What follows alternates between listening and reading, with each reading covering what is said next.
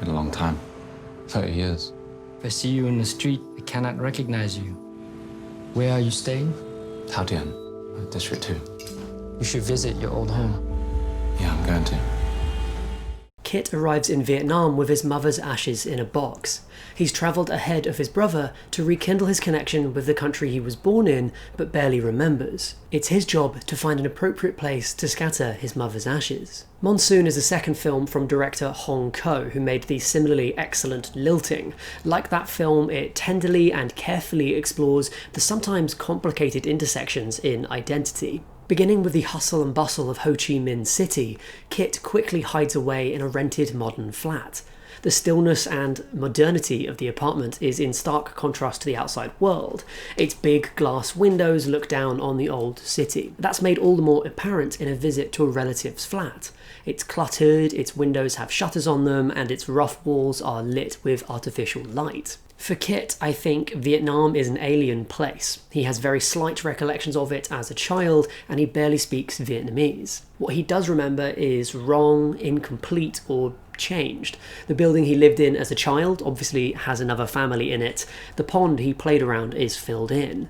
With an incredibly slow pace, Monsoon sets out to trace not just a journey of reconnection and recollection, but the actual act of remembering itself. These embers of memory spark behind Kit's eyes as he comes to find the truth of Vietnam and his childhood there. With all this disconnection, there's a pervasive loneliness to the film. Kit is usually on his own, isolated in empty frames, even in a busy city. He seeks out some connections, arranging a date with an American expat through an app. They hook up and a romance slowly blossoms. Through him, Kit finds a community of young people who are linked to but separate from Vietnam and its history in one way or another. For Lewis, the American, Vietnam is a land of opportunity for his business, but also one with a problematic legacy for him, whose father served in the American War. A young woman who's Vietnamese and runs these modern art tours in perfect American academic English accent feels held back by Vietnam's history. In and amongst these other stories, Kit is searching for the version of Vietnam that his family lived in. He's shocked to discover, for one thing, that his father was caught while defecting and underwent re-education. On arriving in Hanoi, he finds the city constantly under construction. Like his identity, it's undergoing these radical shifts and restructuring, and those changes are reflected in Kit. On the train there, a white man carefully speaks in slow English to him, to which he replies in a fluent London accent. It's a moment of realization for Kit. Is he passing as a Vietnamese man? Is that satisfying, or is the stranger's condescension grating in some way? Lead Henry Golding approaches the film with a great stillness. He's not occupied with random actions, but happy to hold a gaze and communicate the inner shifts of Kit through these nuanced looks and body language. His playful, testing dates with Lewis are shot through with political and kind of social discussion.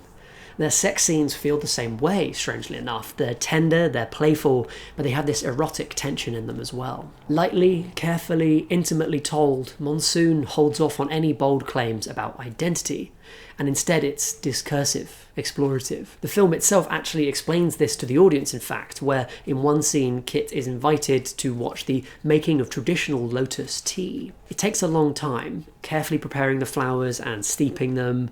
The movements of the people working are slow and graceful, and nothing's thrown away. Everything there is of value. That's how I feel about the film. I hope you enjoy it and find it as thought-provoking as I did. I'd love to have a conversation about Monsoon with you in the comments below, so let's have a chat there. Have a good one, and I'll see you next time. Bye for now.